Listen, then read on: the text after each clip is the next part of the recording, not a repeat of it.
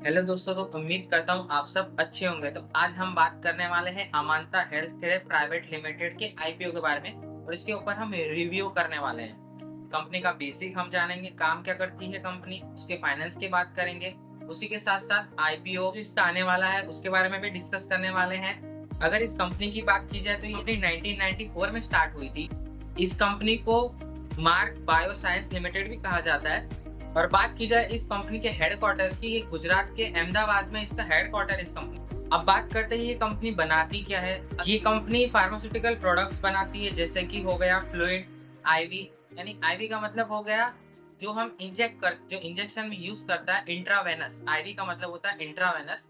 Injection जो use करते हैं जो डायरेक्ट नर्व्स में दिया जाता है उसे आईवी कहा जाता है। तो ये उसके प्रिपरेशन को बनाती। ऑप्थाल्मिक ऑप्थाल्मिक प्रिपरेशन भी ये कंपनी साथ साथ में बनाती और डायलूटेंस भी ये प्रिपेयर करती है। साथ ही साथ फर्स्ट एड सप्लाई करती है। उसी के साथ साथ आई लुब्रिकेंट भी प्रिपेयर करती है कंपनी। और अगर किसी कंपनी को अपना प्रोडक्शन करना हो तो ये उस कंपनी से कॉन्ट्रैक्ट लेती है। उस बेस पे ये कंपनी उसे प्रोडक्ट बना कर देती है।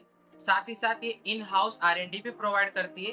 कंपनी की बात की जाए तो कंपनी का मैन्युफैक्चरिंग यूनिट जो है वो खेड़ा में है, जो गुजरात में पड़ता है।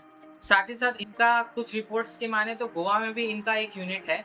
सर्टिफिकेशन की बात की जाए तो हेल्थ केयर सेक्टर से जुड़ी हुई कंपनी है, तो कुछ सर्टिफिकेशंस भी इस कंपनी के पास है।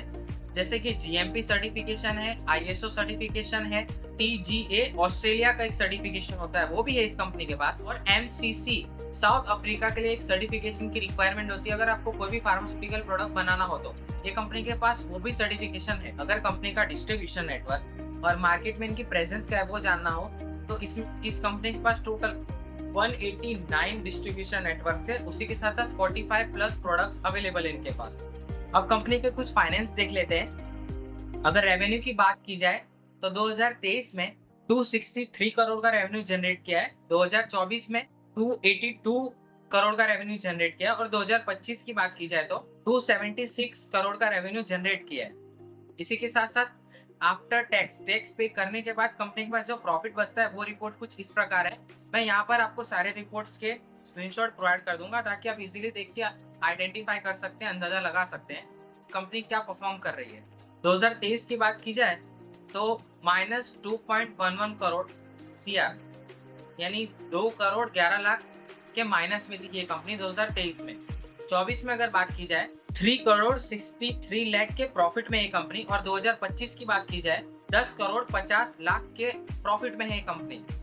कंपनी के फाइनेंस देखे जाए तो स्टेबल नहीं दिख रहे मुझे इतने, क्योंकि 2023 में जो रेवेन्यू था वो सडनली इंक्रीज हुआ 2024 में, फिर वापस सडनली 2025 में ड्रॉप डाउन देखने को मिला है। प्रॉफिट पर जरूर यहाँ पर इंक्रीज हुआ है 2025 में। इसी के साथ साथ बात की जाए तो इनका जो मैन्युफैक्चरिंग यूनिट है खेड़ा में, अगर सपोज वहाँ कोई भी नेचुरल क्लाइमेट या कोई भी एक रीजन की वजह से वो बंद होता है तो इनको जो ऑर्डर फिल करने हैं उसमें भी डील होगा, जिसकी वजह से इसके रेवेन्यू पे काफी बड़ा इम्पैक्ट पड़ सकता है, जो ये एक नेगेटिव पॉइंट मुझे लग रहा है। अब कंपनी के पीई रेशियो के बारे में भी जान लेते हैं कि कंपनी को 1 रुपए कमाने के लिए कितने रुपए इन्वेस्ट करने पड़ रहे हैं। अगर कॉम्पिटिटिव कंपनी की बात करें तो काफी सारी इस सेक्टर में कंपनीज हैं, जैसे कि डिनाइस केमिकल जिनका 15.9 पीई रेशियो चल रहा है। सिप्ला की बात करें तो 25 पीई रेशियो चल रहा है। डिवाइस लैब की बात की जाए तो 70.99 का पी रेशियो चल रहा है। टोरेंट फार्मास्यूटिकल की बात की जाए तो इनका 62.50 का पी रेशियो चल रहा है। अमांता हेल्थ केयर की बात की जाए तो इनका पी रेशियो 33 से लेके 46 के बीच में है।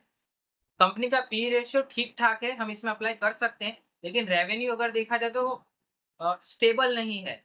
23 था, वहां से 24 में इंक्रीज हुआ, लेकिन 25 के अंदर एक छोटा सा ड्रॉप डाउन देखने को मिला है। अब आईपीओ की बात कर लेते हैं कि आईपीओ कब इसका स्टार्ट होने वाला है।